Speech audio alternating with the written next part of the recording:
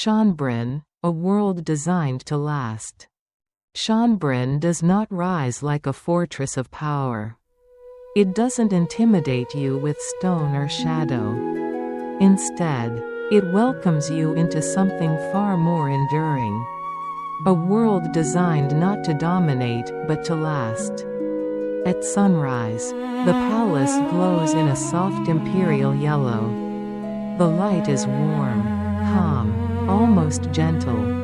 The color doesn't shout authority. It reassures it.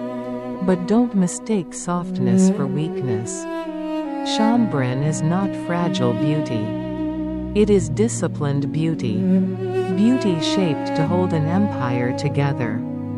This palace became the great imperial home of the Habsburg dynasty. One of the most powerful ruling families Europe has ever known. And at its center stood a woman who understood power in its most complex form. Empress Maria Theresa ruled from 1740 to 1780. She did not inherit an easy throne. She inherited tension, expectation, and an empire that required constant balance. She was not only a sovereign. She was a mother, a strategist, a symbol. Schönbrunn reflects that balance.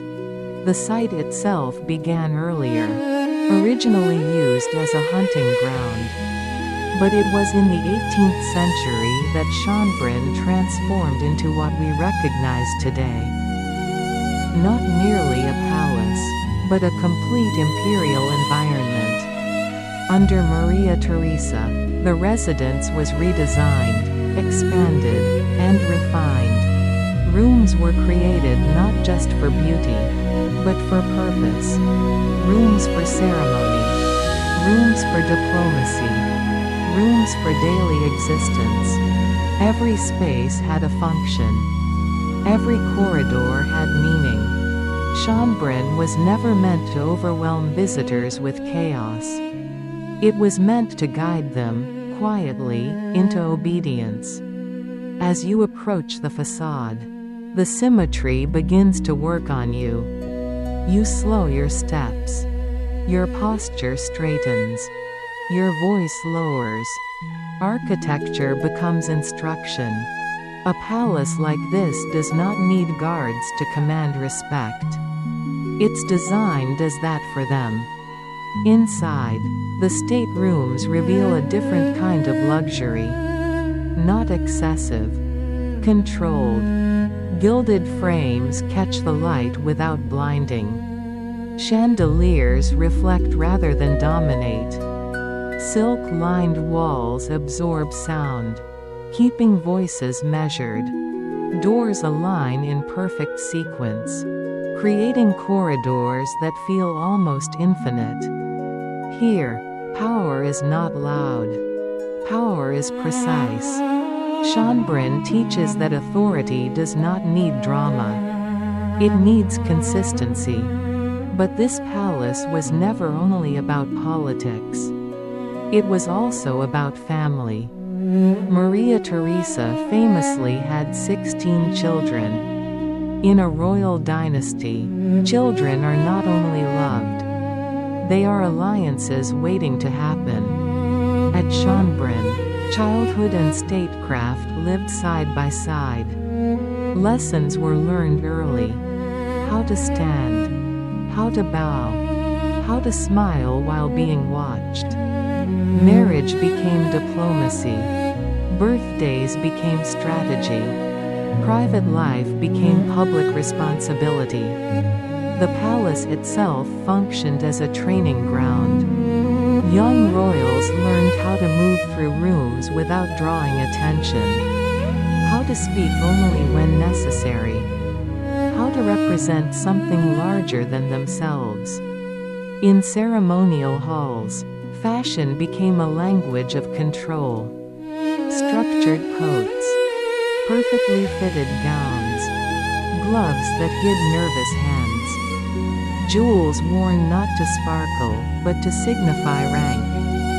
Court etiquette was not tradition for tradition's sake. It was a system that taught everyone exactly where they stood. Who speaks first? Who enters last? Who sits? Who remains standing? Every gesture mattered. Beyond the rooms, Schönbrunn opens outward into gardens that feel almost unreal. Long paths stretch into the distance. Fountains flow with rhythmic certainty. Hedges are sculpted with near mathematical precision. The gardens are beautiful, but they are not wild. Nature here is arranged, disciplined, predictable. The message is subtle, but unmistakable. The empire is stable. The future is planned. Everything is in its place. And yet, perfection always carries a cost. A family empire demands sacrifice. It demands constant performance. It demands that love and duty become so tightly bound they are difficult to separate. In quieter corridors, away from ceremony, you can almost feel it. The pressure to be flawless.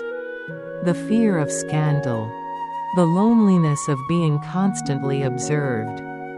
Power isolates as much as it protects. As centuries turned, the world beyond Schönbrunn began to change faster than the palace could adapt.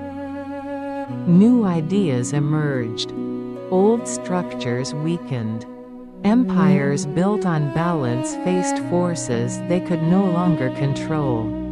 In 1918, at the end of World War I, the Habsburg monarchy fell. Austria became a republic. Imperial rule ended. Schönbrunn did not collapse. It remained. But it changed. Once a living imperial home, it became a symbol, a memory, a place where history rests rather than rules. This is the strange magic of palaces.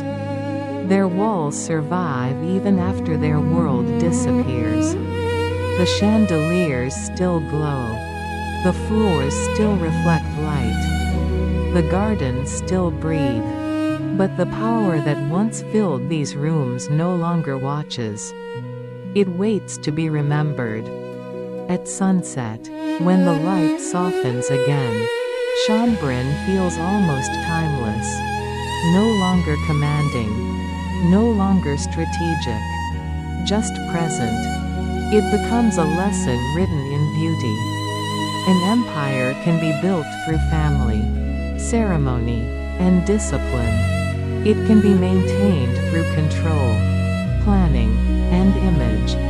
But even the most carefully designed world cannot freeze time. Schönbrunn is not only about wealth. It is about the human attempt to hold a dynasty together. Through love and duty, structure and sacrifice. A family empire carved into stone. Softened by sunlight. And remembered, quietly, in silence.